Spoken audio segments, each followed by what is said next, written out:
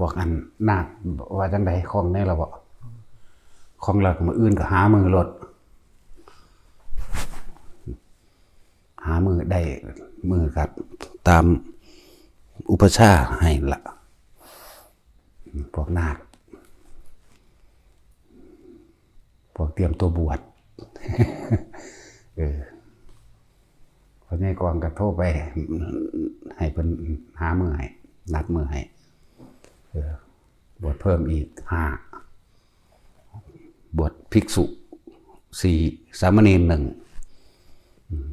บ่บวชว่าบวชพระดอกมันบ่ทอดพ่อเป็นพระได้ดอกเนาะแต่เป็นแพะนี่คืออยู่ มันบ่ทันได้สามารถโปรดสัตว์ใดอยู่ดอกมันต้องให้สัตว์โปรดซะก่อนเลยเอิ้นว่าเป็นแพะ เอาดีๆเด้อปฏิบัติได้ไผมันเด้ของพวกนี้เฮ็ดให้กันบ่ได้เฮาก็ได้แต่บอกซื่อเด้ได้แต่บอกได้แต่แนะนำเชิญเขามาพิสูจน์เอาเลยบ่ได้ให้เชื่อเด้เว้านี่ท้าทายทุกคนเลยว่าสิ่งที่บอกแนะนำแต่ละอันบอกให้ได้กับหม่องโลดจากว่าล่ะส่วนการสิละหรือบ่ละนั่นก็เรื่องของไผของมันนั่นก็คือการทรงฌานนี่เฮาก็บอกขึ้นแบบนี้ล่วงแบบนี้จับล่มแบบนี้แล้วก็พวกสิฝึกว่าเอาอาการปิติต่างๆโดยภารณาปิติทำให้กายสั่นไหวหรือโยกเพื่อจะเป็นการรักษาโรคจังซี่เฮาก็ได้แต่บอกเด้เห็นบ่ล่ะเสือบ่เสือก็สร้างได้แต่เฮ็ดแต่มาเฮ็ดเด้มาเฮ็ดเอาเองเด้บ่แม่นว่าเว้าอันว่าสิเจ้าเสือเอาซื่อๆเด้ของพวกนี้จับต้องรู้สึกได้ทุกอย่างที่แนะนำแต่ละคนมาโอ้ยส่วนใหญ่คนดีๆนะสร้างหีแหมมนะ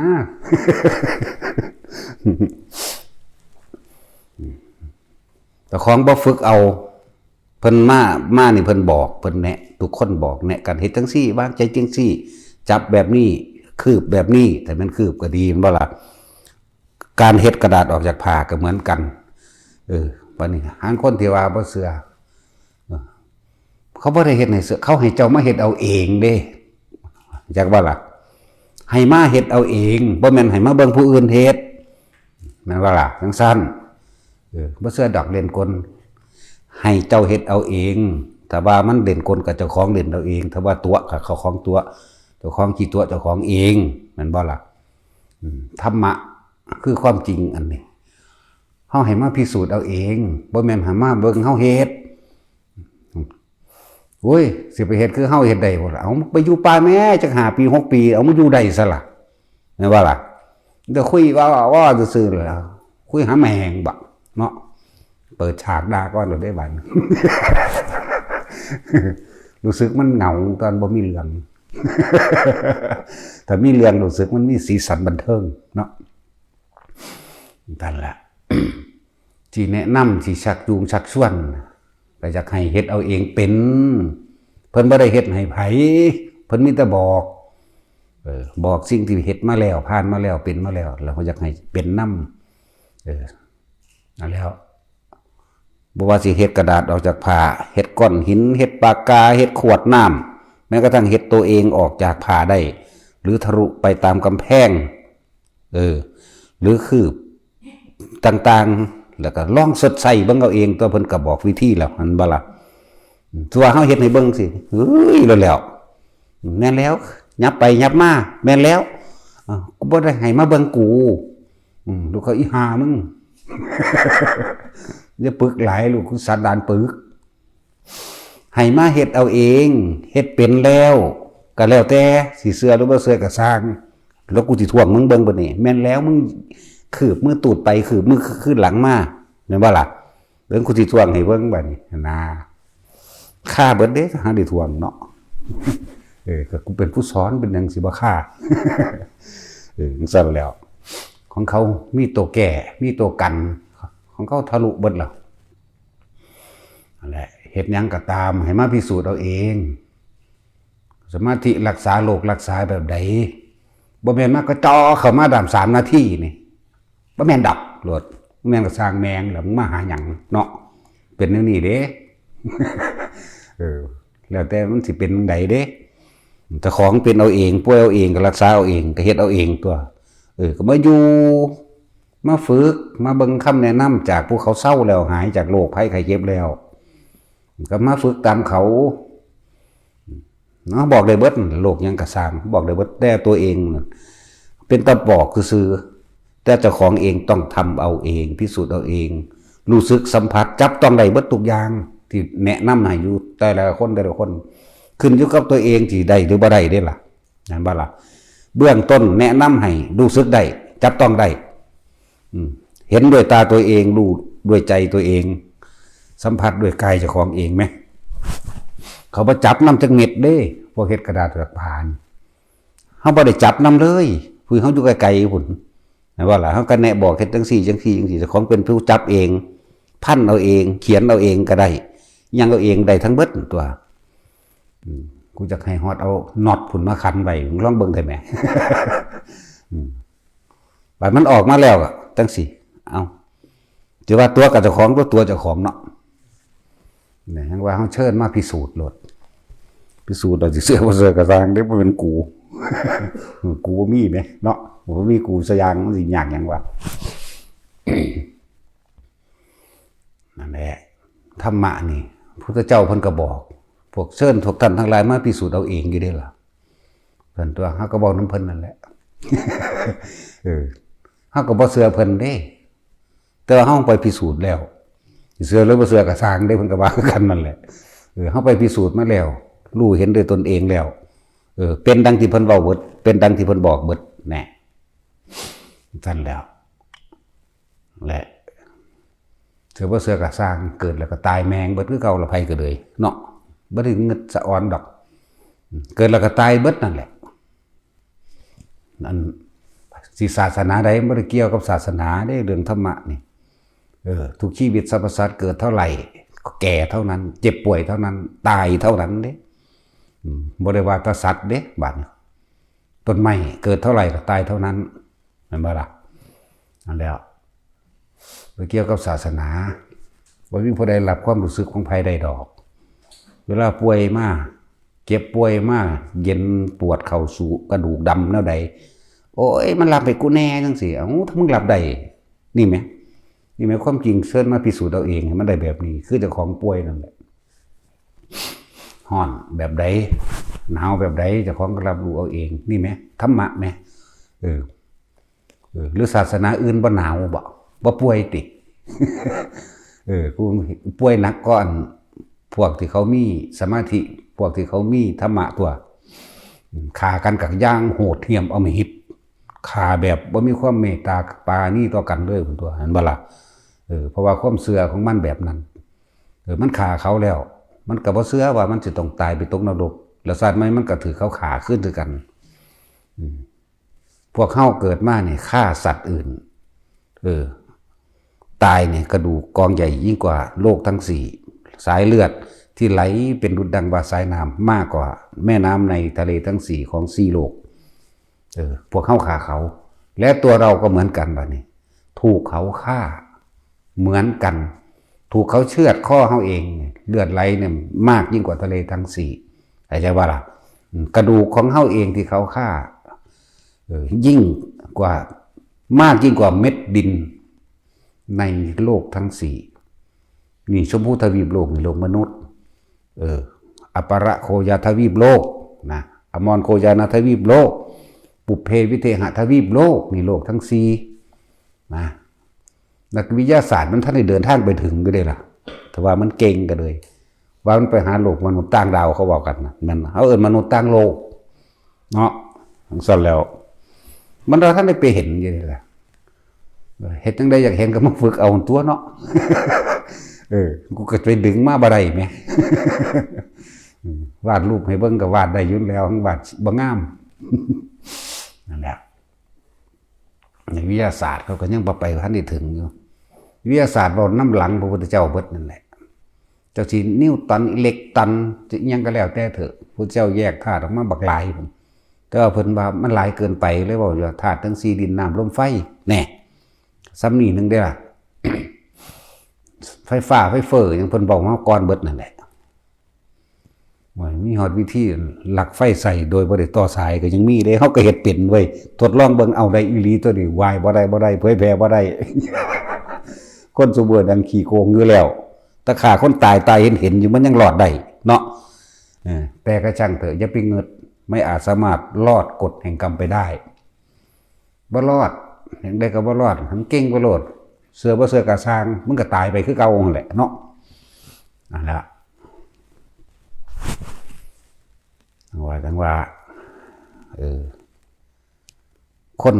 แม่นสิรวยปานใดก็สร้างเด้ถ้าบ่ฮู้จักคำว่าพ่อนี่ทุกข์คือเก่าคำว่าทุกข์กับจนคำว่าทุกข์กับรวยมันคนละอย่างกันเด้อแยกให้มันเป็นเด้อคำว่าทุกข์นี่พี่ความเร่าร้อนกระวนกระวายภายในจิตใจรวยปานใดก็สร้างบ่พอกังวลย่านเขามาปล้นสมบัติตนเองย่านเขาโกงกิจการย่านผู้นั้นผู้นี้บ่มีบ่อยู่ในอำนาจบ่มีนั่นสารพัดนั่นบ่นั่นละทุกข์ทุกข์ความอยากได้ดังใจ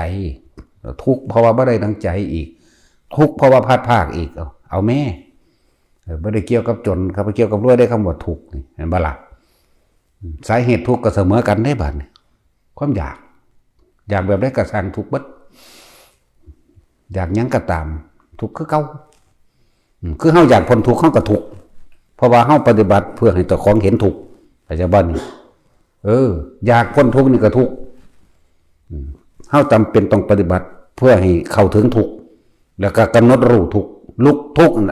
เราควรกำหนดรู้ร่างกายทุกข์แบบใดนะบ่ล่ะทุกข์เพราะว่ามันบ่อยู่ในอำนาจแห่งความอยากได้ดังใจของเฮามึงจะเฒ่าก็เฒ่าคือเขานี่ธรรมะเห็นบ่นี่มันเกี่ยวกับศาสนาบ่ละบาดนี่มึงจะป่วยมันก็ป่วยมึงจะหนาว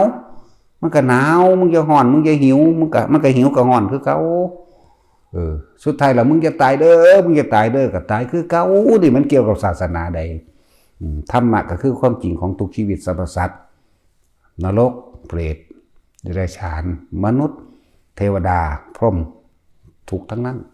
ขึ้นชื่อว่าเกิดก็ขึ้นชื่อว่าตายการเกิดเป็นการเริ่มตายก็จะว่าล่ะเป็นทั้งสั้นทุกข์คือเก่าเทวดาก็มีอาหารทั้งเทวดา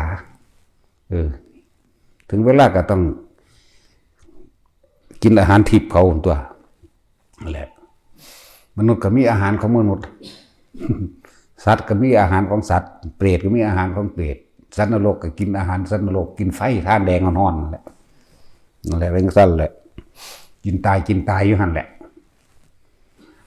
แล้วพรหมก็มีอาหารของพรหมอาหารพรหมคือปิติเด้อที่แนะให้ทุกคนเฮ็ดให้เป็นอยู่เดี๋ยวนี้แหละเข้าใจบ่ล่ะนั่นแหละอาหารของหมู่พรหมทั้งหลายก็คืออาการปิติอย่างสั้นแนะให้ทุกคนข้ามเทวดาเบิดได้พวกเจ้าพยายามใส่ใจตัวเองเด้อรอดกับตัวเฮาเองรอดทุกข์กับตัวเฮาเองทุกข์เด้บ่ต้องไปเว้าเรื่องสุขดอก มันบ่มีเพราะว่ามันเว้าเรื่องสุขแล้วมันเลยทุกข์เนาะบ่แม่งเรื่องทุกข์โลดทุกเท่านั้นที่เกิดขึ้นทุกเท่านั้นที่ตั้งอยู่ทุกเท่านั้นที่ดับไปแล้วก็ทุกเท่านั้นที่เกิดขึ้นอีกอยู่เพราะซ้ำนี้แหละนั่นแหละเวลาใดที่เฮาปรารถนาความสุขจากรูปรสกลิ่นเสียงหรือจากหยังก็สร้างนั่นแหละทุกข์ล่ะอยู่ในหันอยู่น้ำกันนั่นแหละจังหวะแต่ละคน อย่าล่อให้มันเฒ่าให้มันแก่อย่าล่อให้มันไปมาบ่ได้หูหนวกแล้วตาฟ้างแล้วตาบ่เห็นหงแล้วอ่านหนังสือบ่ออกมันขีดไปเนาะยากอยู่มึงยากตอนเราส้นกันปุ้งมันคือบ่ไปเฮ็ดธุระซะก่อนจังมาส้นจังไปโรงพยาบาลเนาะแม่นบ่ล่ะโอ้ยอยากคนดีๆคักเนาะหามเอ้ย นั่นแหละทั้งสั้นแล้วบ่มีเวลาเห็นบ่ล่ะย่างไปลมขาหักซ้ำคือมีเวลาไปโรงพยาบาล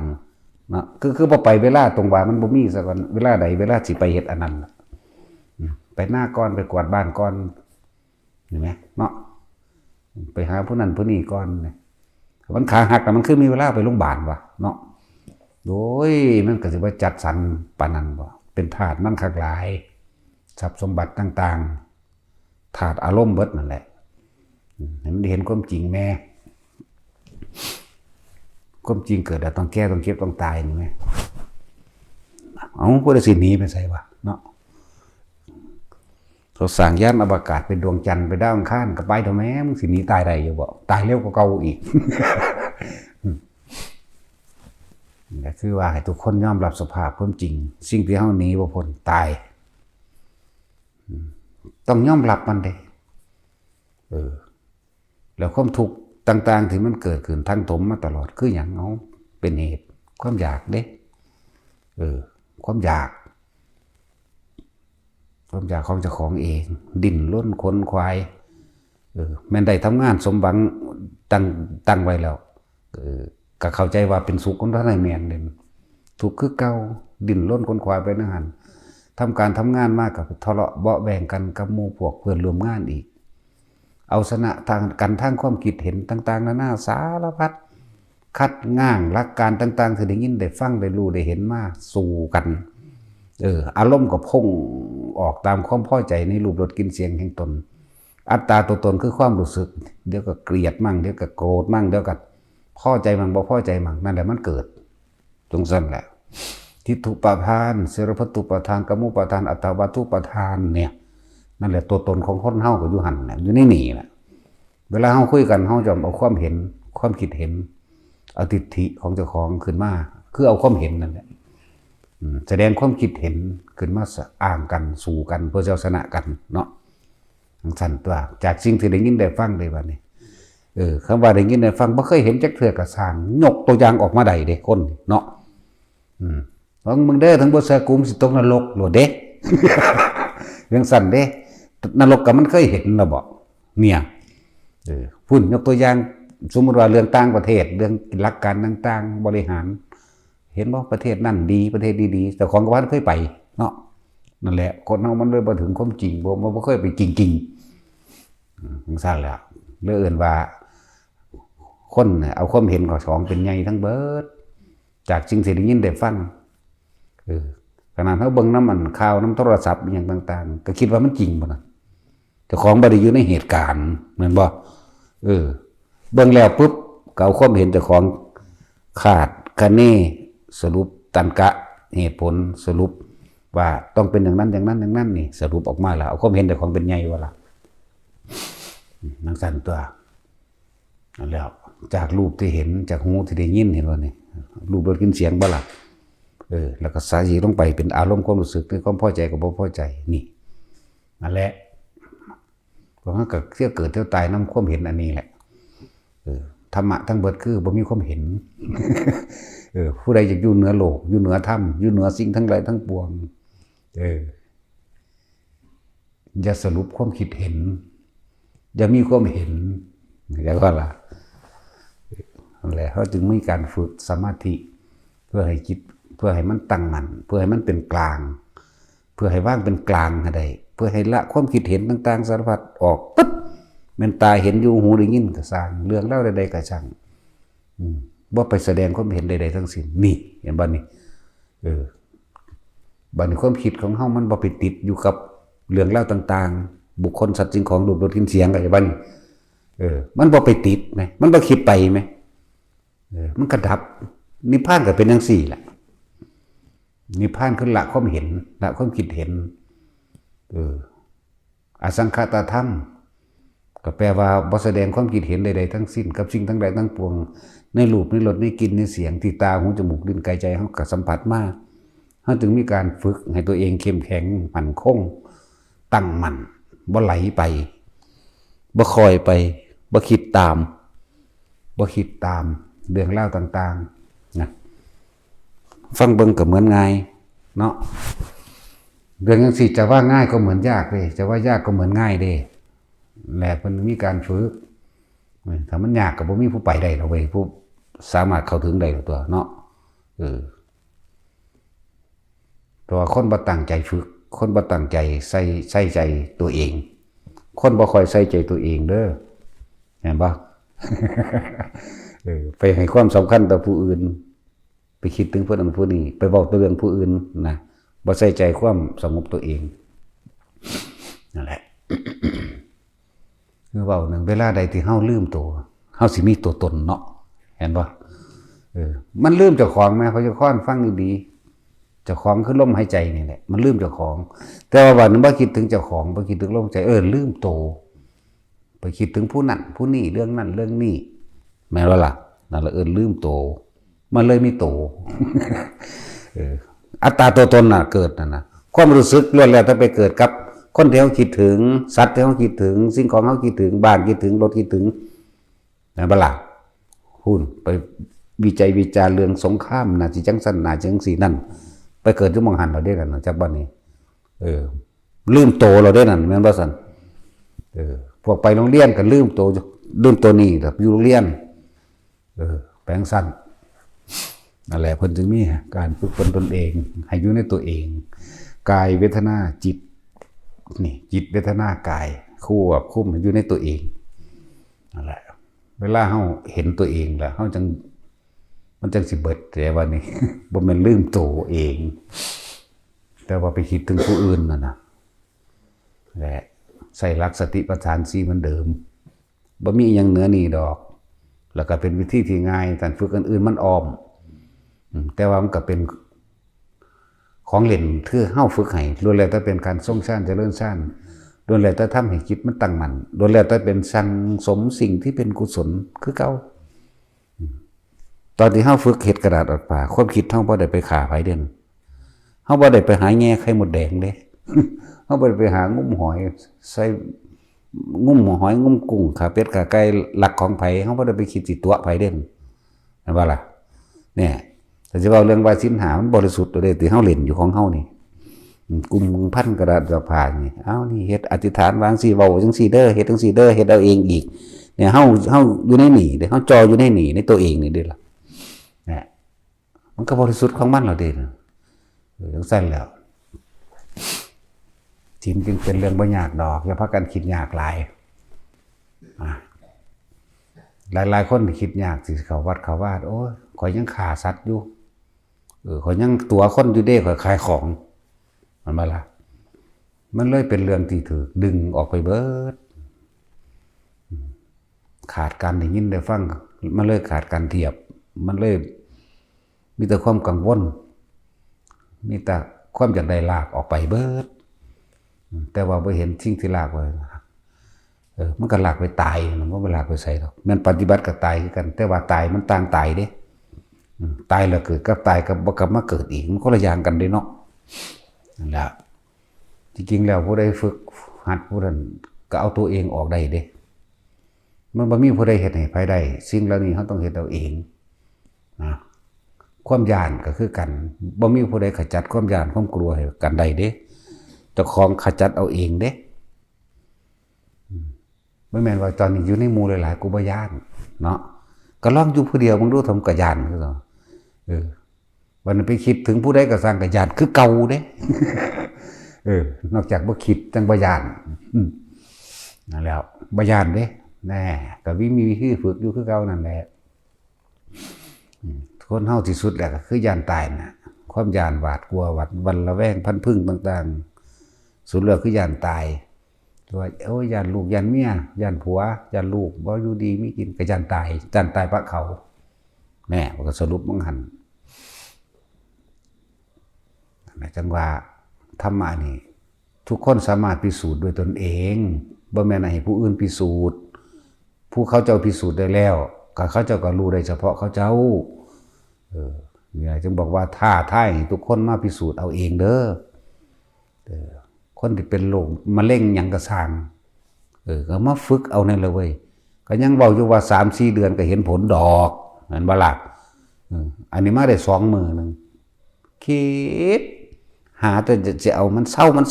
โลดคือมันเฝ้าน้ำอันเงินน้ำกิเลสไหมเนาะอยากเศร้าเดี๋ยวนี้อันนี้จะทำยังไงเอาหลวงพ่อก็ว่าจังสิข่อยเฮ็ดจังได๋ให้เจ้าเอาว่าต้องทำเอาเองแม่นบ่แม่นแน่ก็ยังบอกความจริงอยู่ธรรมะก็บอกความจริงมันเฮ็ดให้กันบ่ได้เด้อก็ยังบอกอยู่เนาะก็สั่นก็กินข้าวอิ่มท่านกันได้ทั้งทั่ว หายใจได้แทนกันทันตัวร้อนได้แทนกันหนาวได้แทนกันทันตัวแม่นบ่ล่ะตายได้แทนกันทันตัวนี่คือธรรมะแม่บ่มีหยังเฮ็ดแทนกันได้นั่นแล้วไม่ใช่แฟนทำแทนไม่ได้บ่ได้คือเก่าเนาะบ่ฆ่าได้ซ้ำผัวติดนี่เมียติดมื้อนี้ ได้คือเก่าอันเรื่องโลกอันเนาะนี่มันเป็นเรื่องธรรมมันเป็นความจริงจริงๆไหลเข้ามาสู่กึ่นเฮาก็คักเข้าสู่ความรู้สึกเฮาก็คักตัวนี้ทำแทนบ่ได้อันเพลงยังเขาว่าไม่ใช่แฟนทำแทนบ่ได้ได้มันเป็นจังซี่บ่ได้บ่ฆ่าซ้ำลูกติดถ้าผัวติดกูก็บ่ฆ่าเนาะจังซี่หนีอยู่นำมึงไม่บ่ได้ติดนำผัวมึงแหมเนาะผู้ชายเป็นแมนบอแท็กซี่นั่นแล้วว่าฆ่าได้กูดินำแมงเบิดเด้เวลากูมักแต่สินก็เอาคือกันนั่นแล้วว่าต้องทำทาดอกเพราะเอาว่าเจ้านั่นเห็นว่าเอาท่านนั่นแล้วอันเรื่องของโลกก็เป็นแบบนั้นแหละตัวเรื่องของโลกมันก็เป็นแบบนั้นแหละนั่นแหละจังว่าให้ทุกคนมาพิสูจน์เอาเองเด้บ่แม่นมาเบิ่งเฮาแสดงละครแสดงหนังเด้ตัวเจ้าเองต้องเฮ็ดเอาเองลมหายใจตัวเองแท้ๆยังบ่ฮู้จักว่าเจ้าของหายใจซัวซ่ามขนาดใดยังสิมาซ่อมผู้อื่นอยู่บ่ตัวเองเป็นหยังคือบ่ซ่อมตัวเองเนาะตั้งแต่เกิดมาฮู้จักบ่ว่าเจ้าของหายใจไผก็ดีจนกว่ามาฟังธรรมะพระพุทธเจ้านี่ตัวจนเพิ่นบอกว่าอานาปานสติแต่อานาปานสติเป็นภาษาอื่นๆอยู่นั่นว่ารู้ลมหายใจเข้าเด้อนี่เฮ็ดจังซี่เย็นบ่นี่พวกเราจนเราบอกจังสัตว์จังหูจักว่าลมหายใจเนาะขนาดนั้นเด้สูดลมหายใจเข้าเย็นมึงนี่บ่ในพวกจมูกมึงนี่บ่เอาสุดดังหักกันเด้อเพราะนั่นได้บอกเอาขนาดนั้นเด้เป็นจังว่าเพิ่นแต่เป็นผู้บอกเจ้าของก็มาพิสูจน์เอาเองคนฟังอยู่หลายๆเนี่ยทั่วโลกเดี๋ยวนี้แหละเคยคิดพอลมหายใจเจ้าของบ่ต้องยอมรับความจริงเด้ถ้าอยากได้ความจริงยอมรับว่าโอ้มันแม่นของเพิ่นเด้ตะกี้กูบ่จักอีหลีเด้แม่นบ่ล่ะโอ้คนเฮานี่ลืมโตโอ้มันแม่นของเพิ่นเด้ตะกี้กูคิดหาแต่ผู้นั้นผู้นี้ผู้นี้ผู้นั้นคิดถึงงัวคิดถึงควายคิดถึงเป็ดเลี้ยงพวกเลี้ยงเป็ดก็คิดถึงเป็ดเห็นบ่พวกเลี้ยงไก่ก็คิดถึงไก่ปรุงแต่งเลี้ยงไก่พวกเลี้ยงปลาก็คิดถึงปลาพวกเลี้ยงคนก็คิดถึงคนเห็นบ่ล่ะพวกเลี้ยนก็คิดถึงเลี้ยนแน่มันอยู่ในตัวเองบละบาดนี่เทียบเอานั่นเราเว้ยพวกนั้นซื้อขายยาบ้ากินยาบ้าคิดถึงยาบ้าแม่นบ่สั่นสั่นแล้วพวกป่วยก็คิดถึงหมอคิดพวกปวดแขวก็คิดถึงไปถอนพวกท้องก็คิดถึงว่าเอายาธาตุบ่น้ำแดงน้ำดำเนาะแน่มันคิดถึงเจ้าของบละบาดนี่นั่นแหละไปหาคิดถึงแต่ผู้นั้นผู้นี้สัตว์นั้นสัตว์นี่กกไม้พวกท่านมีบ้านก็คิดถึงจากคิดถึงบ้านอยากได้บ้านเนาะพวกท่านมีรถก็คิดถึงอยากได้รถสิมีอย่างวะนั่นแหละเดี๋ยวเขาก็ว่าถ้าว่าทำมาหากินสิได้กินก็ปฏิบัติธรรมเถอะกูบ่หากินเลยมีแต่คนหายกูกิน เนาะแต่สิมึงว่าเอาเรื่องของโลกก็อีกอย่างหนึ่งหากินไปละพวกเจ้าแม่นคนมีบารมีคือเฮาเว้ยเนาะเพิ่นว่าอยากให้ศึกออกมาทำมาหากินเองบ้างซั่นเอาโอ้กูหากินมาก่อนมึงอีกจนกูเศร้าหาแล้วมีแต่ผู้หาให้กูกินบัดนี้เนาะหยุดหาจึงเห็นหยุดเป็นจึงรู้ก็จะว่าล่ะบ่อยากได้ทางใดบาดนี้แต่ว่าจะเอามันยังแต่บ่เอาออกไปเฮ็ดประโยชน์โลกแม่นบ่ตัวนี้ค่อนแล้วยังหาจนว่าถูกเบิดแล้วเห็นบ่นั้น หาจนว่าบ่มีแนวสิเหลือไว้แล้วเห็นบ่หาไปหามากับบ้านหายหาไปหามากับดินหายหาไปหามากับรถหายมันเป็นไดครับก็คือหาอยู่คือบ่ได้หาเท่าใดหังเสียเนาะแปลกประหลาดบ่ล่ะเฮาเลิกหาแล้วต่างกันเด้ฝึกเอาตัวไปก็ดี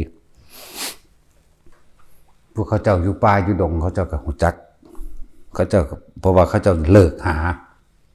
ค ความร่ำความรวยเขาจะเลิกแล้วเพราะเขาจะเห็นทุกข์แต่เหลือตั้งแต่ความที่เกี่ยวพันผูกพันเหลือที่มันของกันอยู่เหลือแต่ตัวใจยังได้บัดเขาจะสรุปได้แล้วก็แล้วต้องเฮ็ดจังไดกูสิสละความคิดตัวนี้ออกได้ตัวเองนี่ได้บัดนั่นแหละเขาจะจังบวชนะพระพุทธเจ้าเพิ่นรวยตัวเพิ่นทั้งถิ่มมาได้ไหมเนาะ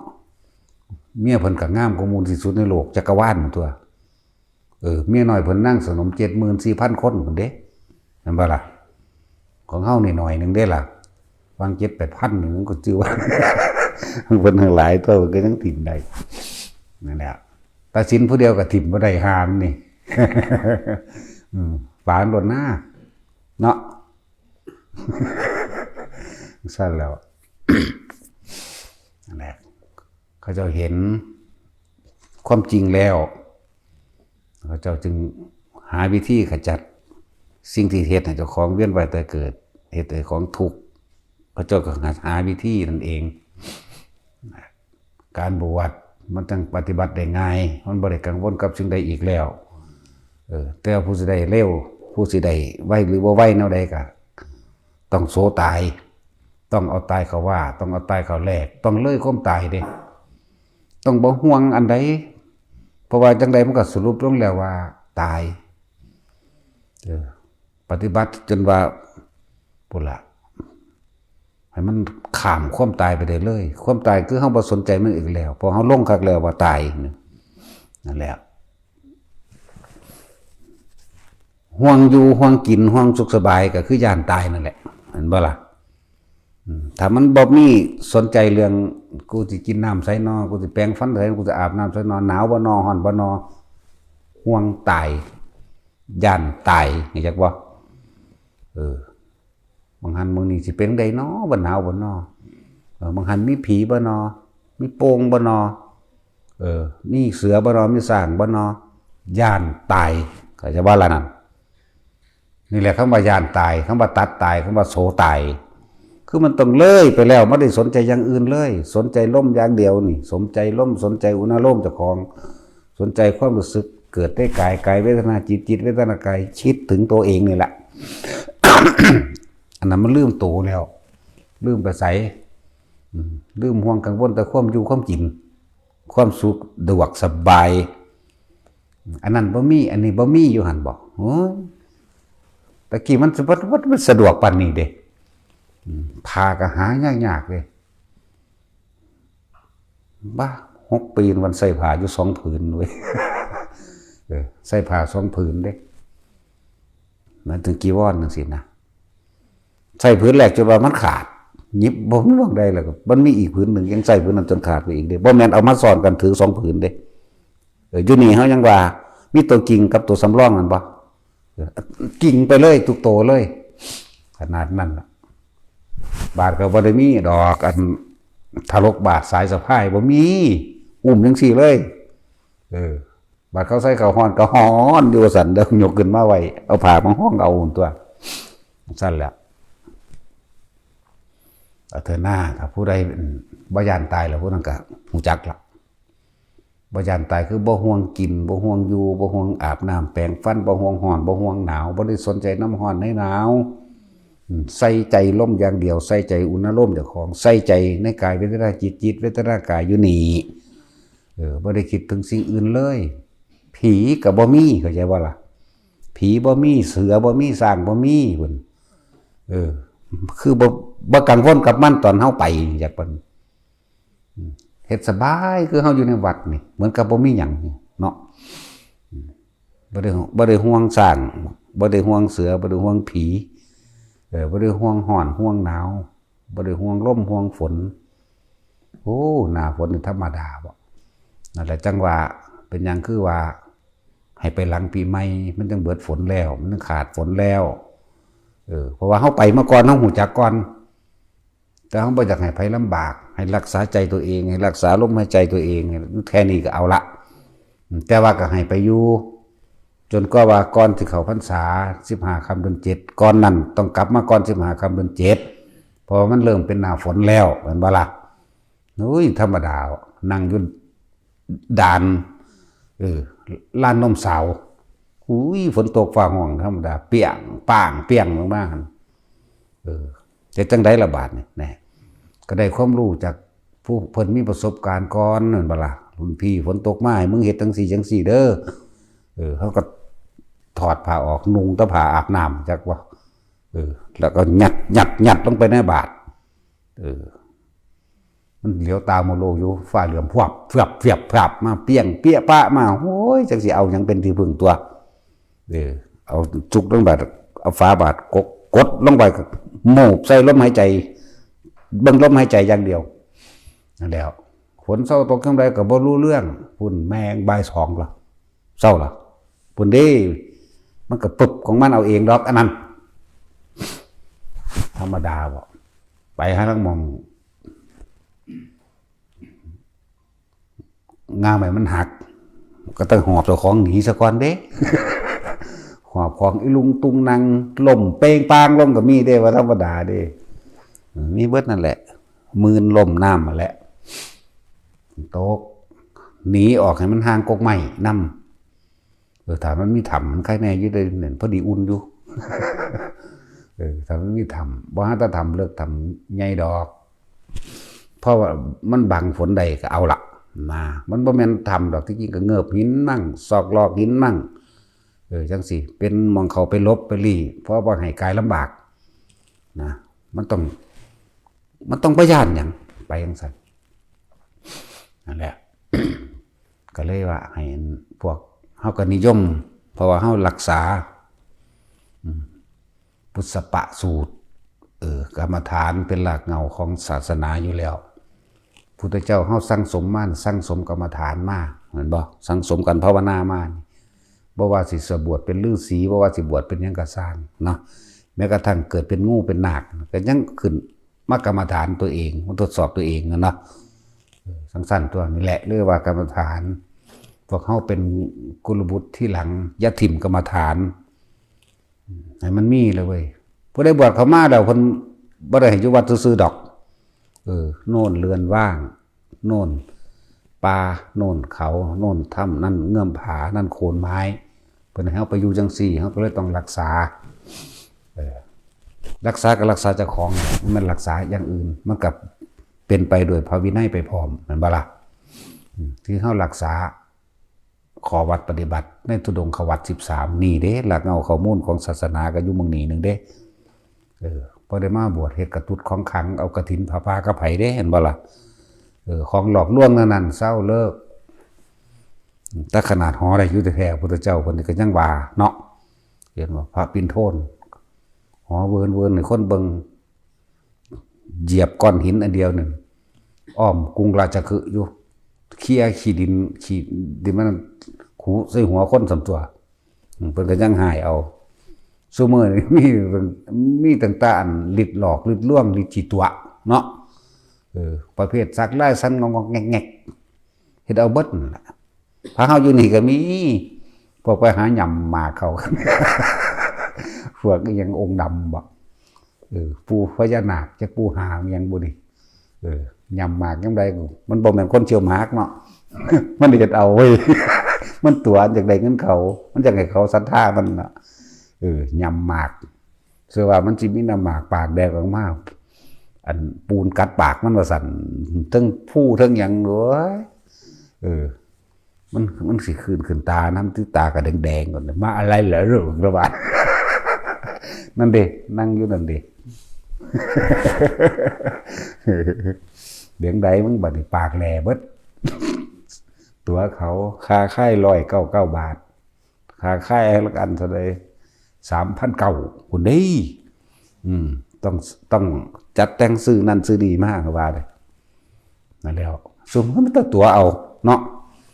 ขนาดของจริงเขาเจ้าสามารถเฮ็ดได้แท้ๆพุทธเจ้ายังห้ามบ่ให้เฮ็ดเพราะคนสิบ่ซอยเหลือตัวเองเป็นคนจะไม่พึ่งตนพึ่งความจริงไม่พึ่งตนไม่พึ่งธรรมคนสิบ่อาจสามารถที่พ้นทุกข์ด้วยตนเองคนสิบ่ซอยเหลือตนเองเป็นเพิ่นห้ามเด้ เป็นเหตุเฉพาะการเด้คือพระโมคคัลลาป้องกันชีวิตและทรัพย์สินของเศรษฐีผู้นั้นนี่ต่อไปเพิ่นบ่ให้เฮ็ดเด้เพิ่นเอาเฉพาะครั้งนี้นะเนี่ยสงเคราะห์ซื่อๆเด้ นี่หลายอย่างก็เด้บัดนำออกมาซื่อๆอันแล้วป้องกันพญานาคพยังภาษาคาถะบอกทั้งสี่ป้องกันให้ปีใดก็มาเอื่นตะเพิ่นเราไปใส่เนาะ ทั้งสั่นแล้วป้องกันหลายๆอย่างแต่เพิ่นบ่ให้เฮ็ดซุมื้อนี้มีแต่ตัวแล้วพวกเขาเฮ็ดทั้งได้กระสร้างเถอะเฮาคือว่าการเกิดเป็นทุกข์ทั้งนั้นโลดเนาะเฮ็ดจังได๋กูสิบ่เกิดนี่โลดเน้นย้ำเอาในตนเองโลดบ่ต้องไปคิดหาซึ่งอื่นดอกบ่มีผู้ใดมาละกิเลสตัณหาให้เฮาได้เด้อยากเฮาก็อยากเอาเองฮ้อนเฮาก็ฮ้อนเอาเองบ่มีผู้ใดมาอยากแทนเฮาได้มีแต่เฮาได้อยากเอาเองเนาะแล้วนี่จังว่าเน้นของต่างๆที่นำมาให้เล่นต่างๆนี่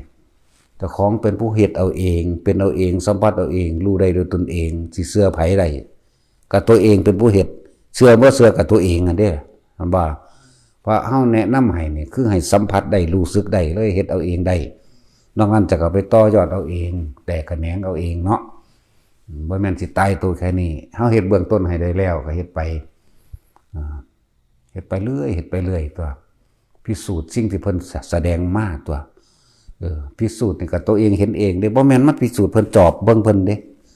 หมายถึงว่าตัวเองไปเฮ็ดเอาเองเด้คำว่าพิสูจน์บ่แม่นมาจับผิดตั้งกล้องเด้ ให้เจ้าของเฮ็ดเอาเองเด้อันที่ว่ามานี่คือเขาถามว่าถ้าเกิดมาเนี่ยเคยคิดถึงลมหายใจเจ้าของอยู่บ่ฮู้จักบ่ว่าเจ้าของหายใจมันบ่ล่ะมีความรู้สึกในตนเองบ่มีวิญญาณบ่ถ้าเว้าเรื่องวิญญาณก็สิว่าผีว่าหยังไปพุ่นได้บาดนี่เนาะรับรู้ความรู้สึกในตนเองบ่คำว่าวิญญาณนี่เด้มันคิดถึงตนเองบ่คิดถึงแต่ผู้อื่นตั้งแต่เกิดพุ่นละเกิดออกมาใหม่ๆก็คิดถึงแม่มันเลยจะกินนมเนาะเริ่มไงมีผู้ใดมาหยอกแน่ก็ความคิดก็ไปคิดถึงผู้มาหยอกผู้เอาใจผู้ที่สั่งก็คิดถึงคือกันเด้คือบ่อยากให้มาใกล้บ่ล่ะบ่แม่นได้ว่าคิดถึงแต่ผู้ที่ฮักที่พอใจผู้ที่สั่งก็คือกันก็คิดถึงนั่นให้เห็นโทษของความคิดสิ่งที่พาเกิดพาตายนี่แหละความคิดนี่แหละเป็นไปความคิดนี่อาศัยสัญญานะสัญญาแต่ถ้าบ่ปรุงแต่งสัญญาต่อไปอีกมันก็ดับเวทนาเกิดบ่ได้หมายถึงความรู้สึกพอใจหรือบ่พอใจพบเกิดบ่ได้ดับนั่นแหละนี่เว้ารัดสันเอาแล้วแต่เฮาอยู่ลมหายใจนี่อยู่กับอุณหภูมินี่มันเรื่องใดสิเกิดขึ้นเฮาบ่คิดปรุงแต่งต่อแต่ว่าเพราะว่าเฮาอยู่นี่มันชินแล้วฮู้จักดอกอันอธิบายไปอธิบายได้หมดนั่นแหละอธิบายสิ่งที่ตัวเองเป็นนี่แหละบัดนี้ตัวเองบ่ทันได้เป็นอย่าเพิ่งว่าเนาะนั่นแหละที่ให้ต่างๆแต่ละคนไปฝึกประหัดก็มันก็มีให้เครื่องอยู่แต่อยู่ก็อยู่ในฌานนั่นแหละเห็นบ่ล่ะทุกสิ่งทุกอย่างที่แนะนำให้ล้วนแล้วแต่เป็นการส่งอารมณ์มันเป็นกุศลสัพพปาปัสสะเพื่อบอกให้ไปคิดถึงแนวอยากปนอยากกี้อยากตีอยากฆ่าสร้างผู้นั้นสร้างผู้นี้บ่ให้คิดไปพูนเลิกนะให้ทุกคนเนี่ยอยู่ในกุศลสร้างกุศลตั้งใจเฮ็ดแต่กุศลอย่างเดียวสมาธิก็แปลว่าตั้งใจนั่นแหละตั้งใจแต่สิสร้างกุศลอย่างเดียวตั้งใจสร้างบุญตั้งใจสร้างกุศลอย่างเดียวนี่ก็เป็นสมาธิแล้วอยากว่าล่ะเป็นจังซั่นมันเป็นสื่อของมันสื่อดอกฌานนั่นฌานนี่หรือฌานสมาธิหรือภาวนาหรือสมถะหรือวิปัสสนาหรืออาศัยกันนี่มันเป็นแค่สื่อมันเด้ความจริงเฮาอยู่กับลมเจ้าของได้บ่เฮาอยู่กับความรู้สึกตัวเองได้บ่นั่นบ่ล่ะเดี๋ยวนี้ได้ความจริงมันนั่นเพิ่นเอาสื่อมาเทียบใส่เพื่อเป็นหลักสูตรการแนะแนวทางให้สอนให้นั่นแหละว่าให้ทุกคนมาพิสูจน์เอาเองเด้ออันดับตัวแรกที่มานี่ผู้ใดสิถึงหลวงพ่อได้ที่มาเห็นหลวงพ่อได้อันร่างกายเนี่ยมันบ่จริงได้หลวงพ่อว่ามันของจริงได้ของปลอมของหลอกลวงเข้าใจว่าล่ะ ถ้าคิดถึงหลวงพ่อจริงๆเคารพจริงๆมันให้มาปฏิบัติบูชาแปลว่ายินดีกระทำตามไปกระทำตามที่เพิ่นแนะนั่นแหละจึงจะขึ้นชื่อว่าบูชาบ่แม่นเอาดอกไม้มาให้เอาของหอมมาให้เอาผ้าเอานั่นเอานี่บ่แม่นเอาสิ่งทั้งหลายเหล่านั้นมาให้ถ้าอยู่บูชาโดยใจจริงๆนั่นน่ะต้องปฏิบัติตามบูชาแปลว่ายินดีกระทำตามเมื่อยินดีกระทำตามแล้วผลก็เกิดกับเจ้าของเองเด้บ่ได้เกิดกับเพิ่นดอก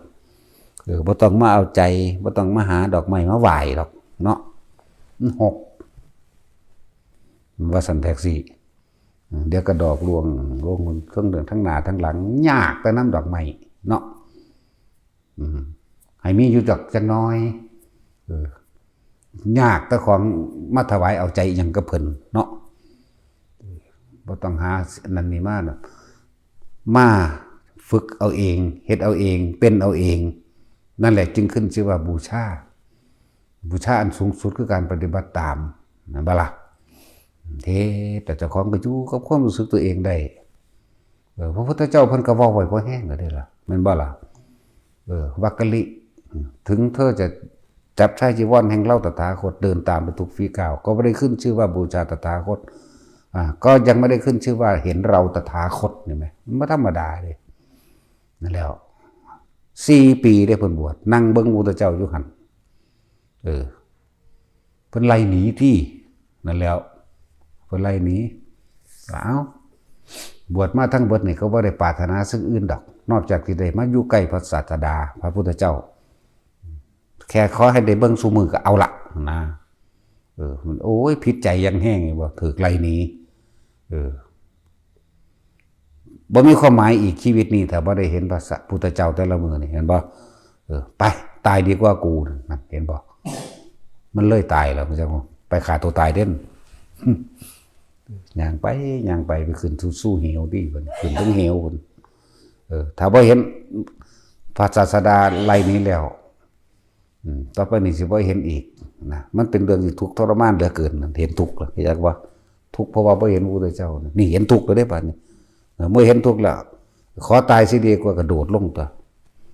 ตัดตายแล้วเด้นั่นจักบ่นี่ตัดตายเลยความตายเนี่ยจักบ่มันบ่ย่านตายแล้วมันมีแนวหลั่งไปดึงไปแบบนั้นโดดลงมาติจิตมันร่วมหัวใจบ่โดดลงมานั่นจิตมันร่วม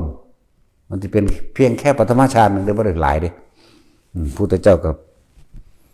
เกิดเป็นพุทธนิมิตเกิดขึ้นแสดงธรรมในขณะที่ค่อยๆเลื่อนลงมาก่อนสิถึงพื้นก็บรรลุอรหันต์นะซั่นแล้วก็บ่ตายด้วยล่ะนั่นแหละเข้าใจแล้วบ่คำว่าข้ามความตายมันได้มันต้องบ่ห่วงตายตัวนั้นน่ะเห็นบ่ซั่นบ่ห่วงแล้วคือถือพวกไปถูดงนี่หมุนป่ามันดงนี่เนาะดงต้องดงจริงๆได้บ่ได้ให้ไปหนทางเด้ถ้าว่าไปหนทางหรือว่าไปน้ำบ้านน้ำเมืองบอกให้ไปเข้าใจบ่ล่ะบ่เอาแบบนั้นไปหลายๆเฮาก็บ่ให้ไปอีกมันไปหยอกกันซื่อๆเว้ยเนาะเฮาเข้าไปที่แรกให้จับกลุ่มไปอยู่5-6 องค์เดี๋ยวก็ค่อยลดหน่อยถอยลงจนว่าเหลือผู้เดียวที่ว่าให้ไปผู้เดียวหรือให้ไป2แล้วนี่เฮาเห็นว่าผู้นี้มันเอากิ่งจังให้ไป2เด้เอาผู้เคยผ่านประสบการณ์ต่างๆนานาแล้ว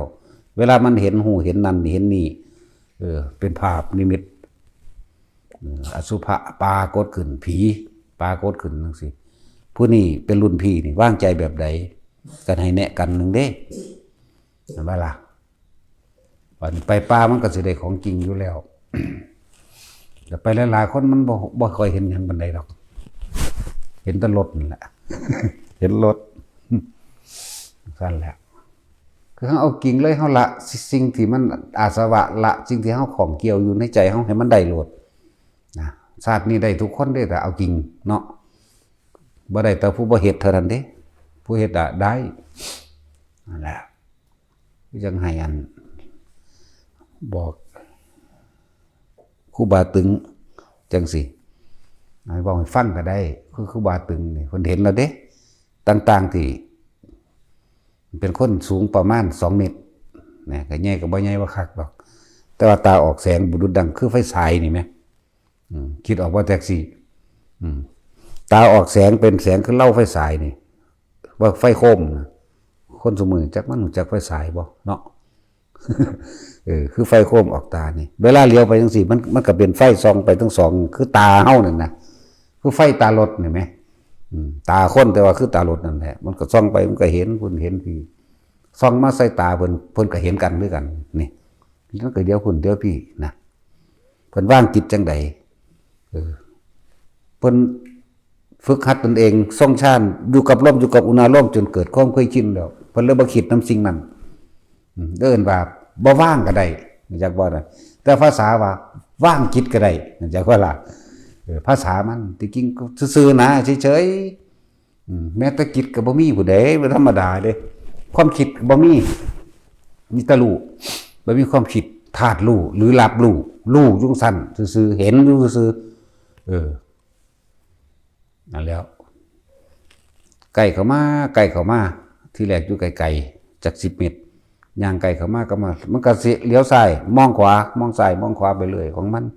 เดี๋ยวมาใส่เพิ่นมันก็มาตำหน้าเพิ่นแต่ว่าเพิ่นบ่คิดว่านี่ไก่เข้ามาแล้วน้อยลงมันจะเป็นคือหมานี่ดอกบาดนี่มันน้อยลงล่ะตอนอยู่ห่างๆจากว่านี่ก็ยังใหญ่อยู่เด้แต่ตอนเข้ามาอยู่ระวังแขนนี่แขนรอบเฮานี่เลื่อนบาหลอกหน่อยแวบลงเลยได้บัดแวบลงเป็นลักษณะคือหมาที่มีคนขนแล้วเขาเอาไปตัดเห็นไหมหมาตัวน้อยๆไหมจากหมาแมงยังแบบว่าเป็นตะแสบหมาทำแต่หมาไทยดำยังที่เป็นตะแสบอยู่ น้อยลงเทียบหน้ากับว่าหน้าคือแพะหน้าคือแกะหน้าคนแต่ว่ามันหลังหมานั่นทั้งว่าเป็นคนงามๆมันนะนาคนจังนั้นก็หายแวบไปนี่ตัวอย่างหนึ่งตัวอย่าง2เป็นแสงผลเห็นดูแล้วล่ะเห็นมาตลอดนั่นแหละประมาณทำกำปั้นออกเรียกว่าเห็นทางใดส่องสว่างเห็นทางใดเห็นนั่นเห็นนี่มันลอยไปตามกกไม้ก็เห็นแจ้งตามกกไม้นั่นแหละเข้าใจว่าล่ะเพิ่นก็เลี้ยวเบิ่งคือกันแต่บอกว่ามีความคิดเข้าใจว่านี่มันลอยไปจังซี่ก็เลี้ยวเบิ่งเลี้ยวไปเลี้ยวมาอยู่อยู่แถวสกลมื้อนี้มันก็เห็นแล้วโอ้พี่กายก็ไล่เพิ่นไปผู้เดียวไปเลยย่างไปเลยเนี่ยมันก็ย่างไปเลยเด้เพิ่นบ่มาแบบเป็นหมู่เป็นคณะคือหมู่เด้อาจารย์ผมไปทุดงเด้ไปก็ไปผู้เดียวไปเลยย่างไปก็ไปอีหลีแหมนั่นแหละเห็นมานานแล้วแม้แต่อยู่ภูเขานี่ก็เห็นแบบนี้ใช่ป่ะล่ะนี่อยู่เทิงๆนี่เทิงๆนี่หมาดำใหญ่ก็อยู่เทิงๆนี่คนผู้ใหญ่ก็อยู่เทิงๆนี่แสงอีกแบบนึงก็อยู่เทิงๆนี่แต่ว่าตัวอยู่ผู้พ่านกับเยอะแยะอยู่ดอกมีตลอดนี่แหละนั่นแหละที่จริงเขาเจ้าสร้างเหตุได้เต็มที่แล้วเหตุคือหยังเหตุคือลมเหตุคืออุณาโลมเขาเจ้าเขาเจ้าบ้าระบาดนี่ลมเนี่ยเขาเจ้าก็ตัดออกได้แล้วมันเป็นของมันแปลเองลมนี่ก็ตัดออกได้หมายถึงบ่ต้องคิดถึงเลยอยู่ในอุณาโลมตลอดอยู่ในความรู้สึกบนหัวตลอดจนถึงอยู่ในระหว่างทำกลางอกโล่งๆโป่งๆพุ่นเด้แล้วแต่มันสิแล่นไปแล่นมานี่เขาเจ้าบ่ทิ่มบ่ยึดบ่ทิ่มกายเขาเจ้าว่านี่เขาเจ้าบ่ทิ่มเจ้าของเขาเจ้าอยู่ในกายเวทนาจิตเวทนากายรวมอยู่ในจิตที่เป็นหนึ่งตั้งอยู่สู่จนแบบนี้จนว่ามันบ่มีลมก็บ่มีอุณาโลมก็บ่มีเด้นั่นแหละจังว่าจังเห็นสิ่งเหล่านั้นบัดมันก็ลอยไปลอยมาซ้ำกำปั้นบางอันนั่นเพิ่นเลี้ยวเบิ่งปุ๊บแล่นเข้าเงาไม้ปั๊บโดดแล่นเข้าในเงาไม้โคนไม้น่ะนะ หายมือไม้ก็มาเป็นอีกบางที่ก็เห็นจากไกลๆลอยไปต่ำมั่งสูงมั่งต่ำมั่งสูงมั่งจังซี่บ่คิดจากว่าล่ะไม่คิดนั่นแหละคือเรียกว่าละถ้าคิดว่าคืออะไรเป็นยังไงผิดหรือถูกไรหรือดีผีหรือคนไม่ใช่ละบ่แม่นการละ นั่นมันยังการเป็นการแสดงความเห็นอยู่ให้เลิกคิดนึกแสดงความเห็นใดๆทั้งสิ้นนั่นอีกยังสิปรากฏขึ้นกระสร้างนะบ่ให้มีความเห็นเรียกว่า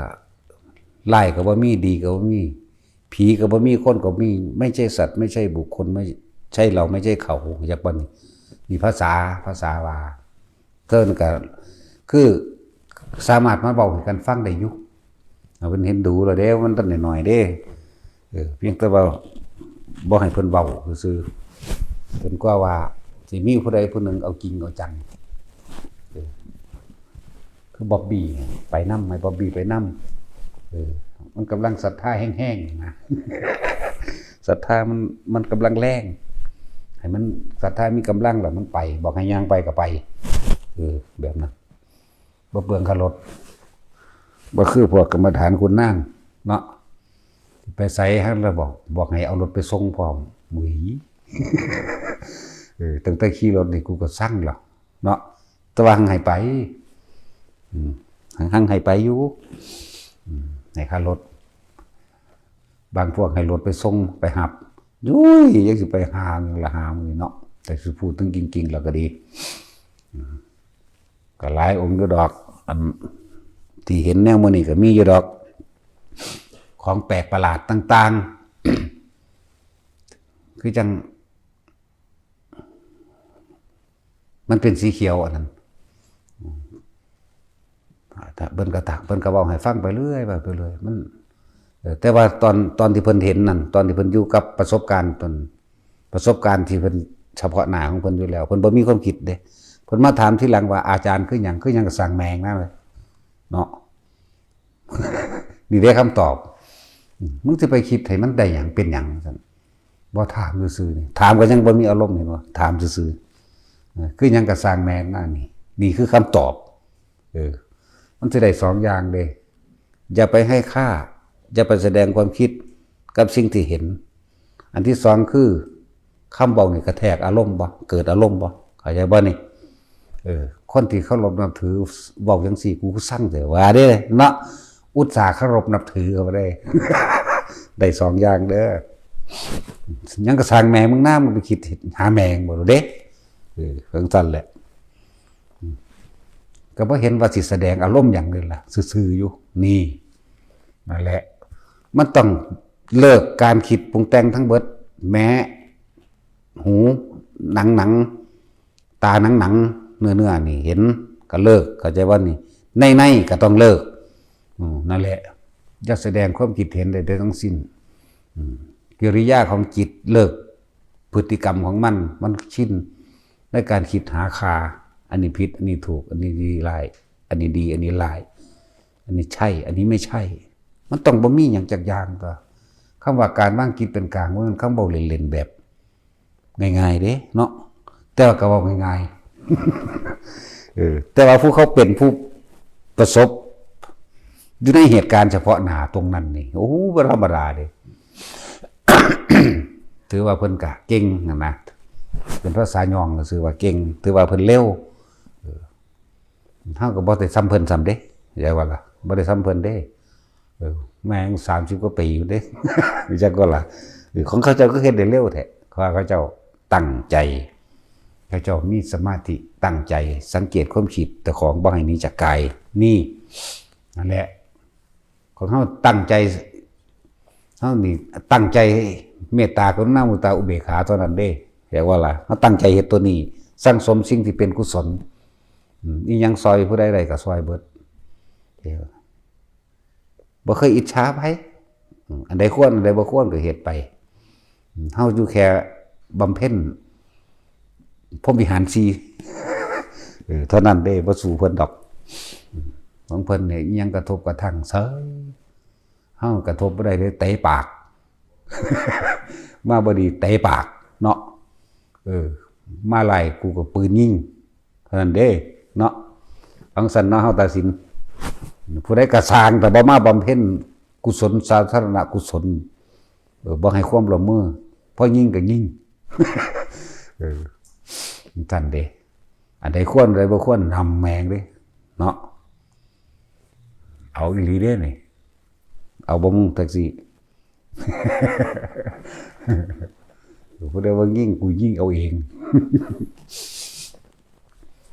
นั่นแหละของเพิ่นนั่นน่ะซื่อๆอยู่เด้มันด่านั่นได้ก็ซื่อๆเด้บ่มีความผิดเด้หังด่าเนาะแต่มันเป็นอีหยังอย่างด่าหาคนบ่เข้าใจหยังเนาะบ่เข้าใจสั่งแมงหรือว่าเนาะมึงดีมึงมาเกิดหาแมงบ่แม่นบ่ซั่นอุตส่าห์เคารพนับถือคือว่าเด้ปู้ถ้ามันอยากบัดนึงสิเคารพหาแมงบ่อุตส่าห์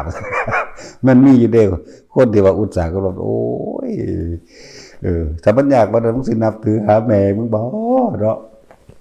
จังซั่นเด้นั่นแหละหลายๆอย่างบ่ซั่นสิว่าจิตที่ถูกโลกธรรมกระทบแล้วบ่วันไหวเบิดน่ะแม่นบ่ล่ะถ้ามันบ่วันไหวก็แล้วแต่สิเพียงใดตัว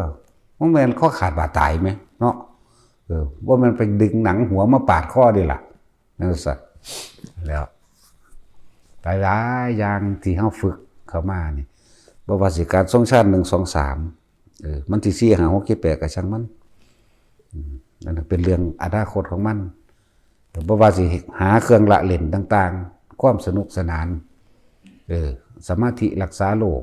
การดึงเอาอาการปิติต่างๆมาใส่ประโยชน์ทางกายตนผ่องผู้อื่นก็ได้หลายแบบหลายอย่างล้วนแล้วแต่เป็นกุศโลบายให้ทุกคนสั่งสมสิ่งที่เป็นกุศลพุทธเจ้าทุกพระองค์ก็สอนอยู่แล้วแม่นบ่ล่ะให้พวกเฮานั่นอย่าไปคิดถึงเนี่ยมันเป็นความเร่าร้อนและกังวลต่อตนเองเข้าใจว่าล่ะให้สั่งสมเฉพาะความสงบบ่กังวลบ่เร่าร้อนในตนเอง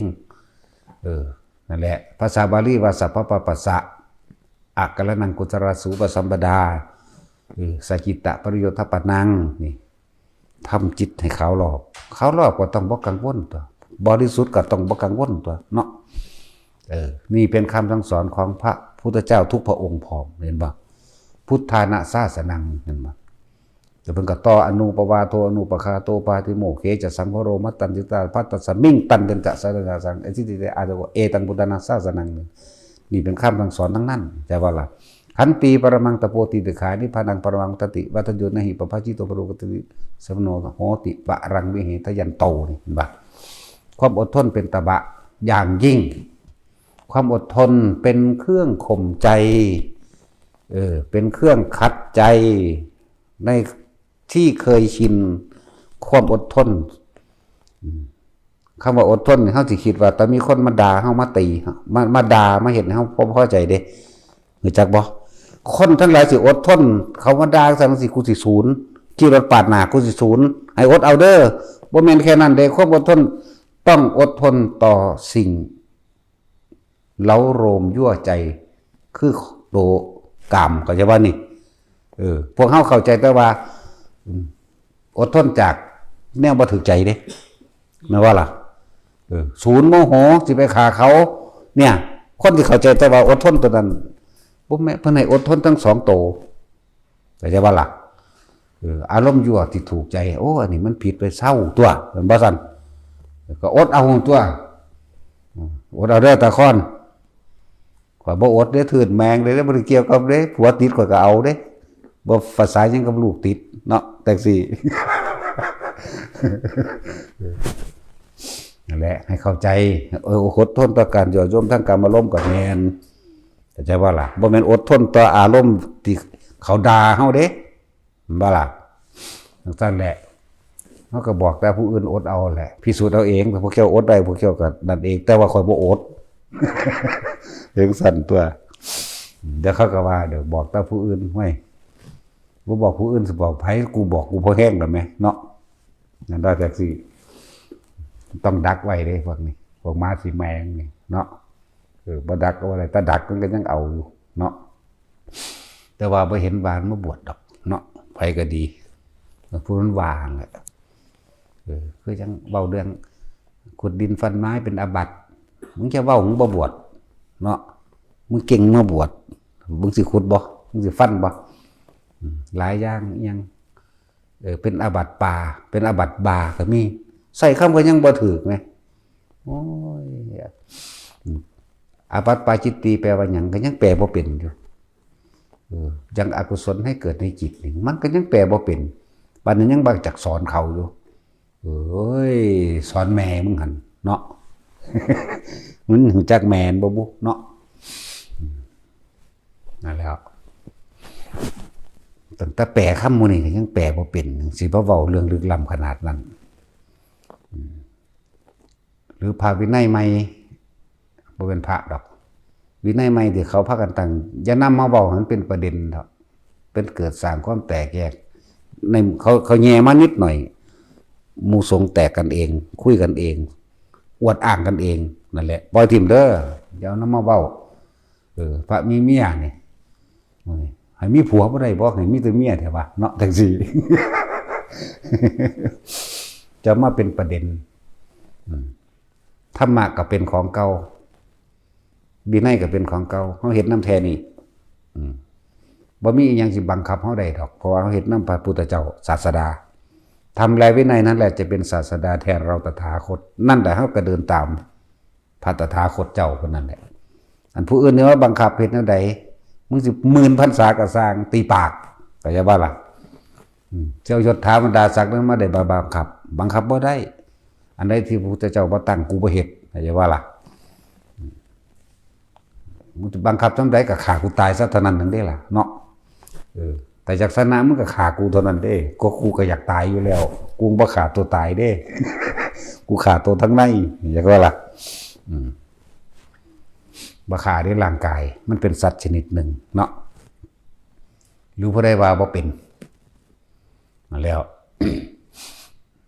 ฆ่าตัวเองตายบาปกว่าฆ่าผู้อื่นพุ่นเด้ ฉะนั้นเฮาจึงบ่ฆ่าเจ้าของฆ่าแมงผู้อื่นโลด หรือเอาก็ตัวบรรลุอยู่ได้ล่ะแม่นบ่ซั่นยกตัวอย่างพระเอกเฮาโลดพระองคุลิมานแม่นบ่ซั่นก็บรรลุอยู่ได้ล่ะแต่ว่าที่จริงผู้ฆ่าหลายๆคือสันตติอมาตย์นี่หังพระเอกเฮาคักแสนกว่าบรรลุอรหันต์เฉยใน7มื้อนั่นขนาดกินเหล้าเมายาในมื้อสุดท้ายบรรลุอรหันต์เฉยไหมเนาะในจรคาต 35,000พุ่นน่ะผู้นี้ทั้งประวัติโหดเหี้ยมตัวเขาแกล้งใดหัวหน้าตายเบิด ในจรคาตเนาะโอ้ยในอยู่นี้ในจรคาตก็ดีสิเว้าไปแล้วนี่เห็นบ่นี่อยู่พระบาทสระบุรีนั่นแหละในจรคาตคาตากระมันว่าล่ะนี่เราอยู่นี่นึงดอกเราบ่ได้อยู่ไกลดอกแต่เฮาบ่เว้าไปซื่อๆพระบาทสระบุรีนี่